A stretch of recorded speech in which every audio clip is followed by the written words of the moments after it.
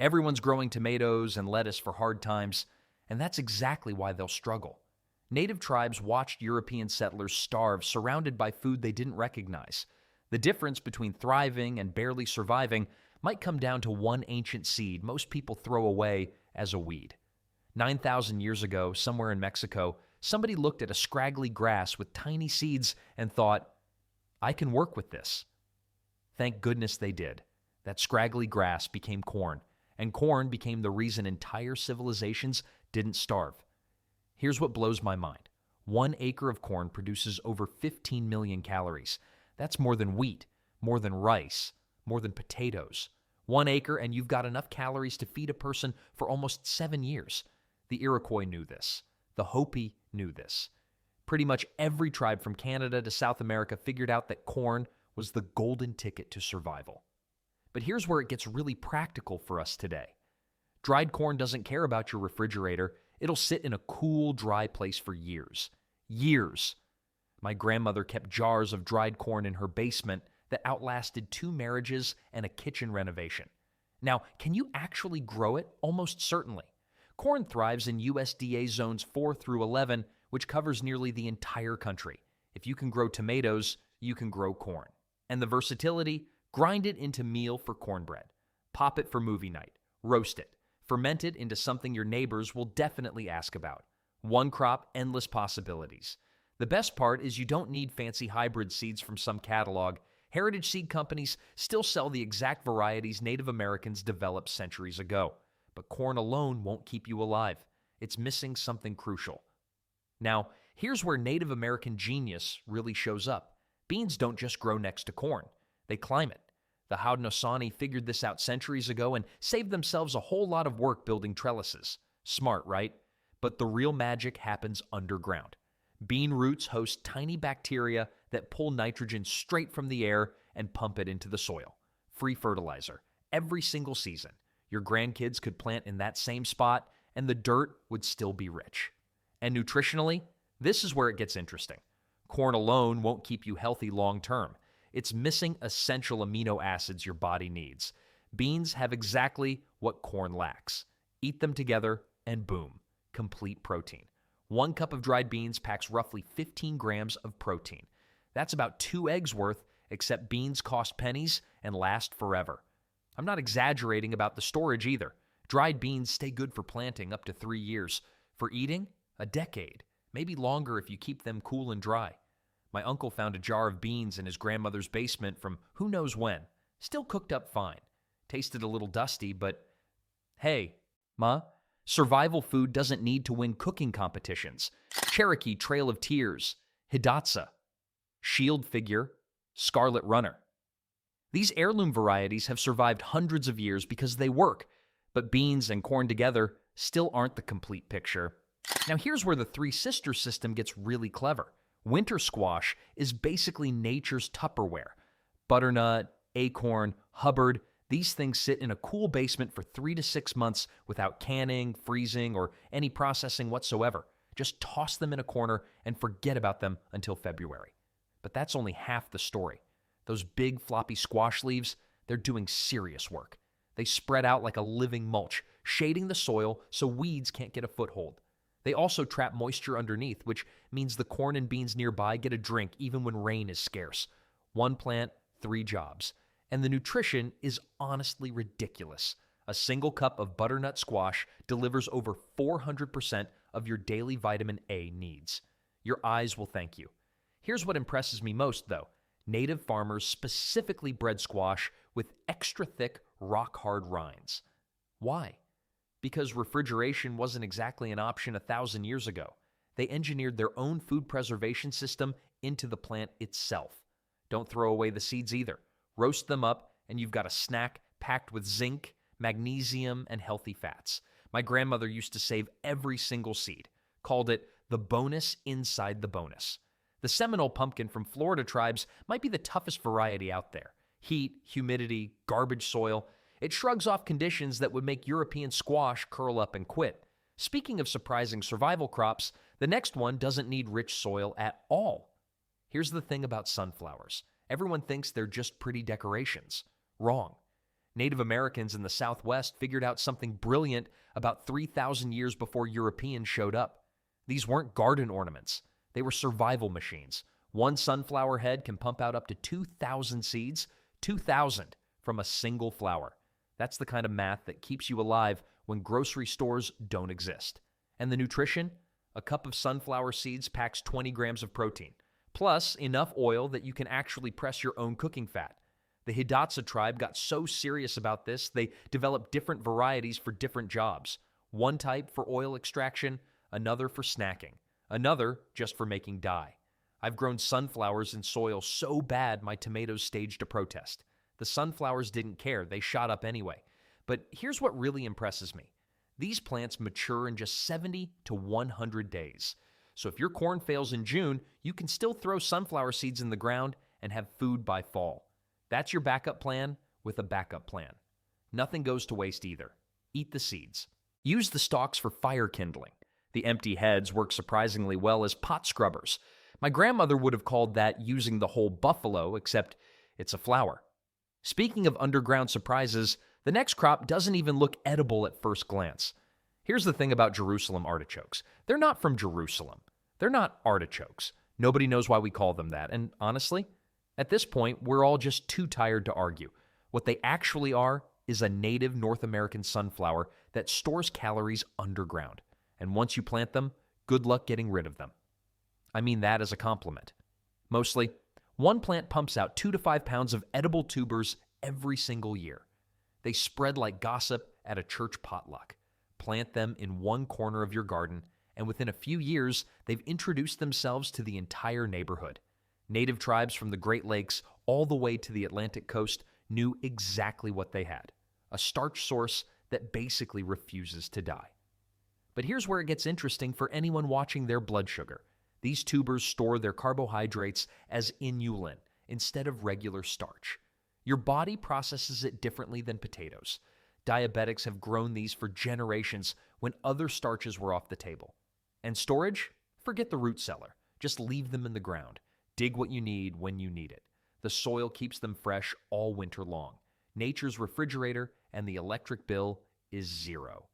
Lewis and Clark's expedition survived partly on Jerusalem artichokes that native guides shared with them back in 1805. Now, speaking of tiny packages hiding serious nutrition, 14 grams of protein per cup. That's almost triple what you get from rice, and it comes from seeds so tiny they make sesame look chunky. The Aztecs weren't messing around with amaranth. They grew 15 to 20,000 tons of this stuff every single year. That's not a backyard garden operation. That's serious agriculture. Here's what makes amaranth ridiculous. Both the seeds and the leaves are edible. You harvest young leaves like spinach while waiting for seeds to mature. 2 crops from one plant. My grandmother would have called that efficient. I call it brilliant. And the nutrition? Amaranth contains lysine. Never heard of it? Most people haven't. It's an amino acid that wheat, corn, and rice are all missing. Your body needs it to build muscle and absorb calcium. Most grain eaters are walking around deficient without knowing it, but wait, it gets better. Amaranth laughs at bad growing conditions. Drought? Fine. Poor soil? No problem. Summer heat that turns your tomatoes into sad little raisins? Amaranth keeps producing. One single plant drops approximately 50,000 seeds. I'm not exaggerating. 50,000. Scatter a handful in that neglected corner of your yard where nothing grows, and by fall, you'll have more food than you know. What to do with? The Spanish actually banned amaranth cultivation because it was so connected to Aztec religious ceremonies. They feared its power. Maybe they were onto something. Speaking of surviving where others can't, tepary beans don't just survive drought, they actually prefer it. Most beans throw a tantrum if you skip a watering. Tepary beans? They look at 3 inches of rain and say, "That's plenty, thanks." The Tohono O'odham people in Arizona figured this out 4,000 years ago. They've been growing these little powerhouses in desert conditions ever since. No irrigation systems, no fancy equipment, just seeds, sand, and patience. Here's where it gets weird. Give tepary beans regular water like you'd give normal beans, and they produce less. Stress them out with drought, and they actually increase their yield. It's like they're motivated by hardship. My kind of plant, honestly. Protein content runs between 23 and 30%. That beats nearly every other bean variety out there. We're talking serious nutrition packed into these small seeds. And they're fast, 60 to 90 days from planting to harvest. If your corn fails in June, you can still get a tepary crop in before frost. That flexibility could save your family during a rough year. Pests mostly leave them alone too. Something about their chemistry just doesn't appeal to bugs. So you're not spraying anything, not losing half your crop to beetles. The real question becomes, why aren't more people growing these? Well, the next crop on our list takes drought tolerance even further. We're talking about something that grows in water, but stores for a century. Here's the thing about wild rice. It's not actually rice at all. It's an aquatic grass that only grows naturally in North America, the Great Lakes region, specifically. The Ojibwe and Menominee tribes didn't just gather this stuff occasionally. They built their entire diet around it. We're talking about the primary carbohydrate source for thousands of people across hundreds of years. And nutritionally, it absolutely embarrasses regular rice. Twice the protein of brown rice, way more fiber, loaded with B vitamins. Your grocery store white rice can't even compete. Now here's where it gets interesting for preppers. If you've got a pond, a marsh, or even a slow-moving stream on your property, you can grow this stuff yourself. Zones 3 through 9. That covers most of the country. The storage capabilities are almost unbelievable. Early settlers discovered caches of wild rice that Native Americans had stored over 100 years earlier. Still perfectly edible. Try that with your grocery store bread. But my favorite fact about wild rice is the expansion ratio. 1 pound of dried wild rice becomes 4 pounds when you cook it. That's quadrupling your food supply just by adding water. Your pantry suddenly holds 4 times more meals than you thought. Oh, and it tastes incredible. Nutty, earthy, satisfying. Most people overlook this crop because they assume you need special equipment or expertise. They're wrong, but speaking of overlooked foods, wait until you hear about the forgotten fruit that stores itself. Ground cherries might be the best kept secret in American gardening. Seriously, how did we all forget about these little guys? They look like tiny tomatillos wrapped in paper lanterns. And that papery husk? It's basically nature's packaging. Keeps bugs out and extends shelf life to 3 months without refrigeration. Try getting a tomato to last that long. Native tribes from the Great Plains down to Mexico knew exactly what they had. They gathered wild ground cherries for generations, then selectively bred sweeter varieties over time. Here's what I love about them. Plant ground cherries once, and they'll show up uninvited every spring like that neighbor who always wants to borrow your lawnmower. They reseed themselves aggressively. Not a problem, a feature. Each plant stays small, but produces hundreds of marble-sized fruits absolutely loaded with vitamin C and antioxidants.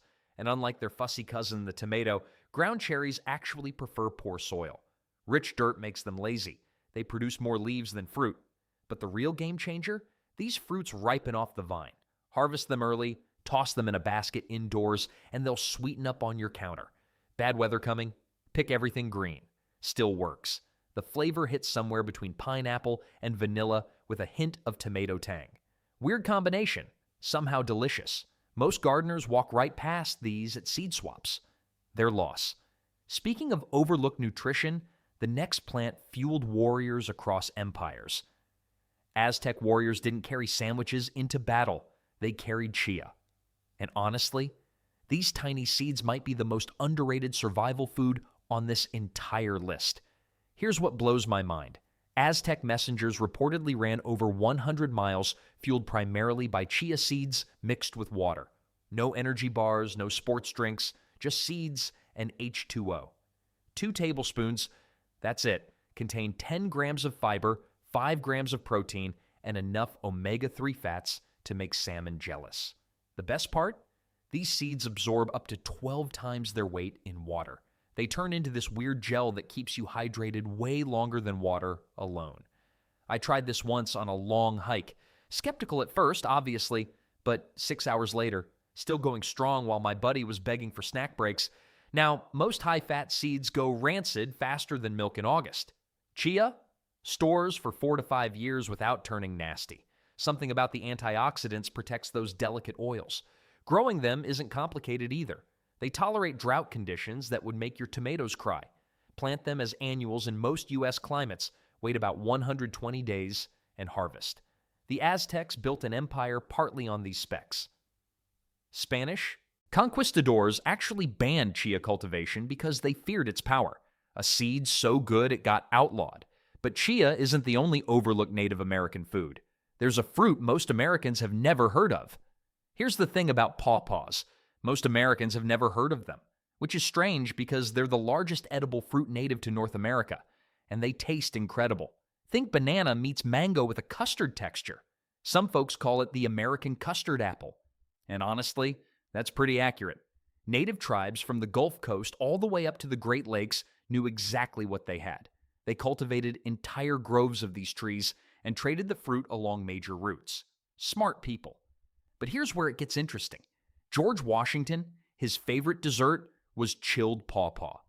The man who could have had anything chose this fruit most modern Americans can't even identify. And when Lewis and Clark's expedition was literally starving in 1805, pawpaws kept those men alive. Now, I've grown a lot of fruit trees over the years.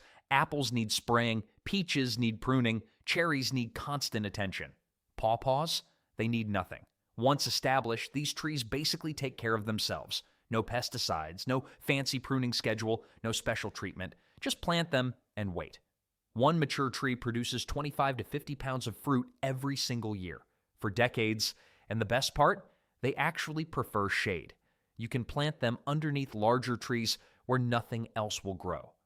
That useless shady corner of your property suddenly becomes productive. Speaking of nutritious foods hiding in plain sight, there's a corn variety that puts regular yellow corn to shame. Blue corn looks like something out of a fantasy movie. It's not. This deep purple grain has been growing in the Arizona desert for over 1,000 years. Hopi farmers perfected it. And here's what modern agriculture completely missed. Blue corn packs 20 to 30% more protein than the yellow stuff sitting in your grocery store. The color comes from anthocyanins, same compounds that make blueberries a superfood, except you're getting them in a grain you can grind into flour and store for years. Now here's where it gets interesting. Hopi planting techniques put seeds 10 to 12 inches deep. Sounds crazy, right? Modern farmers plant corn maybe 2 inches down, but those deep roots reach moisture that shallow planted corn never touches. The result? Blue corn survives droughts that wipe out hybrid varieties. I tried growing some 3 years back. Thought maybe the Hopi were exaggerating about that deep planting business. They weren't. My shallow planted rows struggled while the deep planted ones looked like they'd been getting secret rain. The flour has this slightly nutty taste that's hard to describe. Makes pancakes you won't forget. Tortillas with actual character. Cornbread that doesn't taste like cardboard, but flavor's just a bonus. What matters for survival is this. Blue corn grows where modern corn fails. Less water, tougher conditions, more nutrition per kernel. Speaking of plants that laugh at harsh conditions, the next one produces enough food to overwhelm an entire family from just one vine. Here's the thing about chayote squash. One vine, just one, and it pumps out 50 to 100 fruits in a single season. That's not a typo. My neighbor thought I was exaggerating until he watched me haul basket after basket from the same plant for 3 months straight. He stopped laughing and started asking for cuttings. The Maya and Aztec farmers figured this out centuries ago, but they didn't stop at the fruit. They ate the leaves, the shoots, even the starchy root underground. Nothing went to waste because, well, they were smarter than us. And the weird part? You don't plant seeds like a normal person. You stick the whole fruit in the ground. That single large seed just sprouts right through the flesh like some kind of vegetable alien bursting out. Sounds creepy. Works perfectly. Nutrition-wise, chayote delivers folate, vitamin C, and solid fiber without loading you up on calories. Great for stretching meals when food gets tight. Now here's where it gets really interesting for folks in warmer climates. Zones 8 through 11, your chayote vine doesn't die. It becomes perennial. Plants once, produces for years. That's the kind of lazy gardening I can get behind. The fruit stays mild-flavored, which means it absorbs whatever seasonings you throw at it. Stir-fry, soups, even raw in salads. But if you think one productive plant is impressive, wait until you meet a tree that makes actual flour. Here's the thing about mesquite trees. Most people see them as a nuisance. Ranchers curse them. Landscapers rip them out. But native southwestern tribes, they saw something everyone else missed: a flower factory that runs on almost nothing. Those brown seed pods hanging from mesquite branches contain 11 to 17% protein. That's more than wheat, way more than corn. And the trees producing them couldn't care less about your watering schedule. 3 inches of rain per year. That's all mesquite needs. It laughs at droughts that would turn your tomato plants into crispy decorations. The Pima, Tohono O'odham, and Apache tribes built entire food systems around mesquite harvests. We're talking 40% of their annual calories coming from these pods. 40%. From a tree most modern Americans consider a pest. And the flavor? Nothing like regular flour. It's sweet, almost molasses-like, makes pancakes taste like dessert without adding sugar. One mature tree drops 40 to 100 pounds of pods every year. No fertilizer needed, no irrigation, no pest control. The tree just produces, year after year after year. Gets better. Mesquite actually improves the soil it grows in. Those roots fix nitrogen, making the ground more fertile for other plants nearby. It's basically paying rent while feeding you. The trees handle everything from 0 degrees to 120 Fahrenheit. Try finding another food source that tough. But mesquite isn't the only survival food hiding in plain sight. Here's the thing about survival food. Sometimes the best crops are the ones you don't even have to plant. Lamb's quarter shows up uninvited in gardens across America. Most people yank it out and toss it in the compost pile. Big mistake. Native tribes from coast to coast ate this stuff for thousands of years. They weren't being lazy, they were being smart. And the nutrition? It's almost embarrassing how good it is. More calcium than milk, more iron than spinach, more vitamin A than carrots, all from a plant most gardeners consider a nuisance. I've had lamb's quarters growing in my garden for years, used to pull it out religiously until I actually learned what I was throwing away. Now, I harvest it before my tomatoes. The seeds stick around in soil for up to 40 years. 40 years. Your grandkids could be eating from seeds you never planted. That's not gardening. That's a legacy. Young leaves go straight into salads. Older leaves cook down like spinach, but taste better. The seeds, totally edible too. During the Great Depression, foraging experts specifically recommended lamb's quarters as free emergency nutrition. Free. When money disappeared, this weed kept families fed. So there you have it. 15 crops that kept Native Americans alive through droughts, harsh winters, and everything in between. They didn't need grocery stores. They needed knowledge. Now you've got it too.